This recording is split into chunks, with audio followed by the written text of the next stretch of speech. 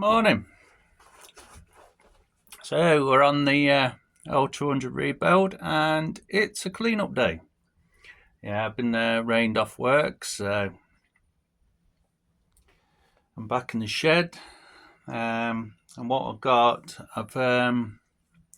since the last video, I've disassembled my oil pump to see what was wrong with it, even though I'm getting a new one. There was a few things to do on it. Is remove the lower balance shaft, so the shorter one, which is driven by the oil pump, and it turns out it's got two gears inside, and that drives the bottom shaft, but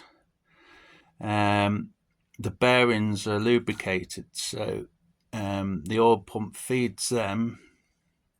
It goes along that shaft and then feeds the back bearing inside the engine blocks. So I've got to come up with some way of making a stubby, because I'm going to delete it, and block the oil way in it to maintain oil pressure. So I'm sort of going to utilize the balance shaft, but then turn it down to stub it out. So it's got that section between the gears and keeping the gears together as well. It's the L200's oil pump. Just a gear on a gear and an outer ring. What I've done, you see oil pump there, there's a few measurements to do. So between the tips, you've got to measure with a feeler gauge. You've got a body which is around the outside, so there's a measurement there for clearances, and you've got what you've got is you put a straight edge across, and you measure also the flatness between the two, so which is, I think it's called side. So they're the guidelines. So 0.1, and I'm just around it, so that is worn out. Tips, I'm all right. I'm sort of between the marks, but like I say, it's towards the maximum. I'm getting between 20 and 25 thou. Not thou, so 0.2 of a mil. So that was all measured. So that was definitely worn out. So I've got a new one. This is what I'm on about with the balance shaft. You've got the two gears. So if I flip this around, that's user drive. See the timing mark? That turns this gear here. So you can see it won't actually turn now, which is a bugger. Yeah, it does turn. It's just a bit tight. So that turns with your belt on the from the other side, and then it in turn turns this gear, which is actually got a timing mark. You can see it. And there, see it's timed, and that in turn turns that, which is key weighed onto the balance shaft. But the issue is there, I've got oil feed off the gallery, so that it feeds up here, feeds into these bearings. Now this is a box which is obviously soaked in oil, and you know the oil actually drips out the side into the sump, so you got to imagine this is the sealed side, so your sump's sort of under here. This is your overpressure, so when your oil gets too high a pressure, it pops the seat off, and then the oil soaks into the sump. This is just a spring inside there, and a sort of a shuttle valve. So I've had that apart. That's all nice and free, but as I say, I'm getting a new pump, so it doesn't really matter. So the issue is here as well. You can see inside there, it's fed off this gallery, and it lubricates that bearing there. So what I've got to do is maintain oil pressure, and to do that, what I've got to do, bear with me, is somehow make this into a stubby. Now this is the balance shaft, and throughout there, along that hole, then travels down the shaft and lubricates the rearmost bearing, you see. Now, if I take that out, if I to leave that in, obviously it'll cause imbalance. So I've got to take it out, even though it won't turn, it's still, you know, in there. So it's just, what I'm going to do is to maintain over, make this shorter, and then block up the hole. So the hole that travels right through the middle of it, I'm going to block the hole at this end, turn this down, remove this, so I'll have a shaft, say, I don't know where my thumb is, going in, and that will just sit in there and just maintain oil pressure. So that's the way to do it. They do it on the 4G63s on the Mitsubishis, but with a Mitsubishi, if you rev past 7,000, that's why you need to do it, because the balance shafts will eventually seize at that revs. But hopefully it'll increase my rev pickup, so it'll rev a little bit faster. Now the top end, so we're moving on now. This is the balance shaft. So this is your top balance shaft. So again, removed, and that is fed. So this oil way here, obviously similar thing, goes right through it and feeds the rearmost bearing. It's fed by the gallery, and it's fed through here. So you can see in there, look, there's a similar thing going on.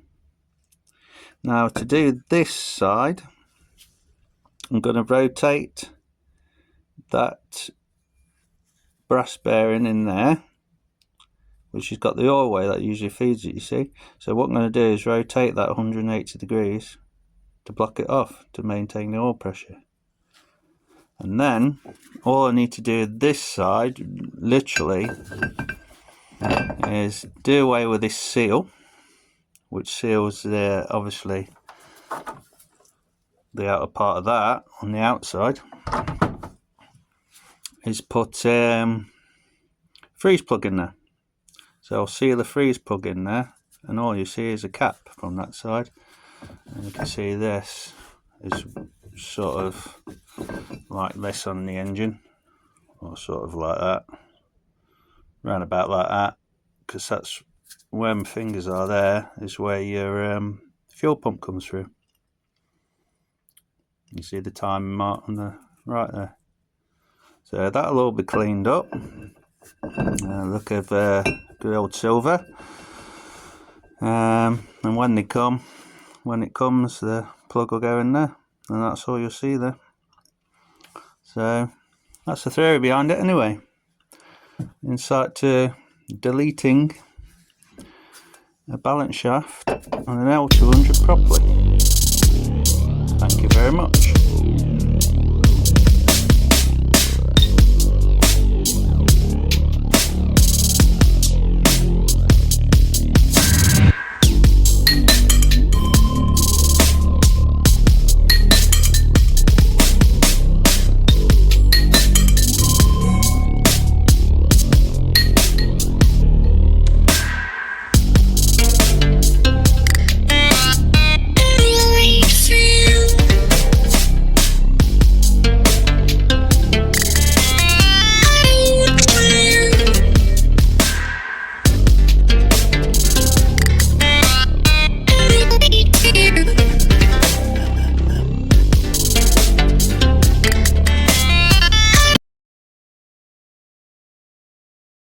Yeah, so spent the best part of a week or so cleaning up all my engine components, brackets, pipework.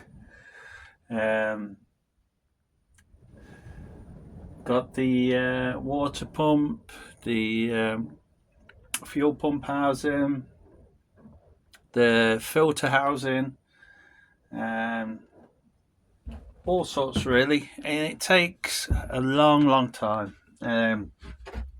Per item, you can spend about an hour cleaning it up with wire wheel, chemical, parts washer fluid, everything like that. Even I've got black barrel brushes to go down all the oil galleries and through the thread holes. Yeah, so it's some parts of engine building. Yeah, you see the engine get built, but you don't actually see, the cleaning process and make things, restore them basically. And what I've used, you'll see in a minute. I've used this. It's basically a silver, very high quality silver aluminiumized paint, just to brighten things up again. And the thing is with aluminium as well, it just tarnishes. You leave it on there 3 months, you've polished it up, and it tarnishes. So it does need a coat of paint of some kind.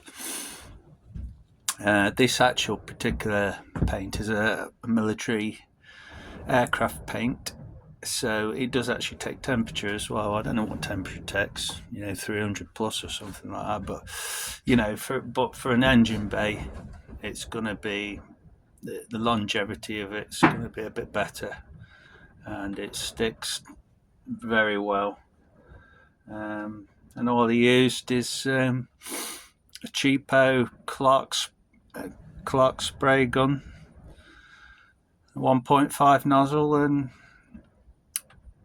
I thinned it down to about 15% and just went for it. So this is it. I'll show you now. So there we have it. So you can see what I've been talking about before. You've seen the oil pump, and that's the sort of condition a little bit better than that by the time you clean it up, but it's sort of a dull looking sort of colour. And I've now gone on to these. So here we have it. It's quite a few components to clean, so like I say, it's the best part of a week, cleaning everything up, spotless, hosing it down again, giving it wipe down, get a blow off of the air blower. You see some of these components on the L200 be familiar to a few. So you've got the water pump there, fuel pump housing, you've got the oil filter housing. That took some cleaning. That was grotty as hell, because it's always is down by the right side of the engine there, getting all the crap.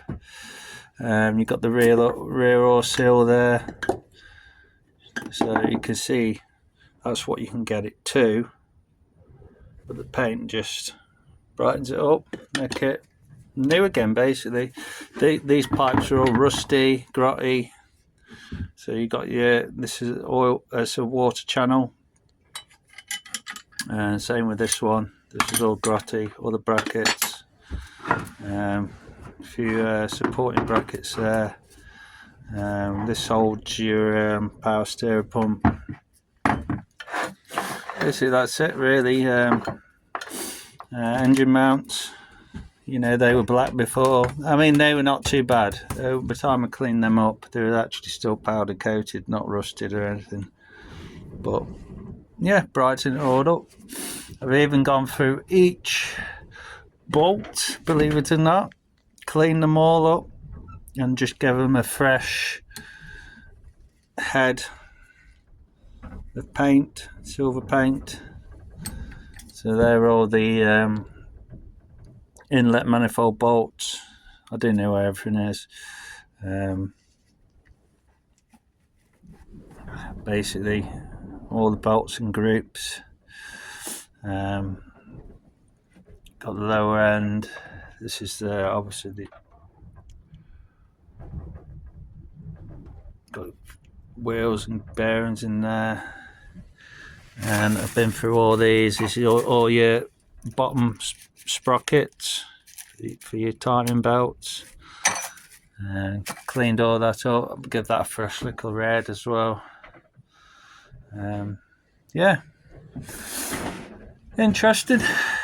Yeah, like I say, you don't get to see it usually. So there you have it. Thanks for watching. To the next one. That's basically the sections I chopped out. So literally all that I chopped out. So the sort of gussets, which I've still got to weld up, and this is just a galvanized plate. And then the bump stops will go somewhere in the middle underneath and attached. So they actually are the original bump stops, but you can see how much I've cut down when I was messing about lowering and contacting the bump stop. I wasn't low enough, but they'll sit nice. There's a flat plate on the top of the axle which they'll butt up against, and it comes up at an angle like this sort of thing, hence why there's a shallow angle on them, but you'll see it when it's all done. Yeah, good sort of afternoon's work there. It's all coming together. As I say, it's galvanized, it won't rust through. It's lapped. It's going to be it's lapped on here, and it's going to be lapped on there. Yeah, and you'll see it fitted. Like I say, I did go a bit crazy at the time, giving it a big notch out, plated it inside and all that. So yeah, and I've got these strengthening pieces, as you see, will go in there with a hole. So that's the inside of the rail. Yeah, happy days. Thanks for watching this one. So, good evening. Guess what we have? Block is back. Yeah, so the L200 back from Reboring. It's now a 92mm bore. So that's up from 91.1. Modified piston. I'll quickly spin around now. There she is. So down each pot. Lovely. Lovely. Lovely. Try number 4. Lovely. Perfecto. So, as you see, piston again, opened out 8mm or so. Deeper valve pockets. Yeah, nice open. It's a Mylar piston. So, it's going to be about a month or 2 now before I get back onto this, because I've got a trip to the UK. So, I'm bringing a few things back with me, including down there a dipstick, yeah, which I broke off. So that's it, really. I'm going to probably get a there's loads of crap in it at the minute, so it's got to have a real go through, real good clean. Yeah, so I might get a bore gauge for it just to doubly check it, but I'm sure it's all fine. In the meantime, just before you've seen this, you would have seen engine cleaning, painting all the components. Like yesterday, for example, all cleaned up, So the injector pipes, there was rusty, or the bolts for the flex plate. All the flex plate's been cleaned. The rear housing, starter motor, and down there you can see, and bottom there, alternator. So it's all gone through. I'm just waiting to paint them all a bit silver, and that piston can go to bed. Thanks for watching.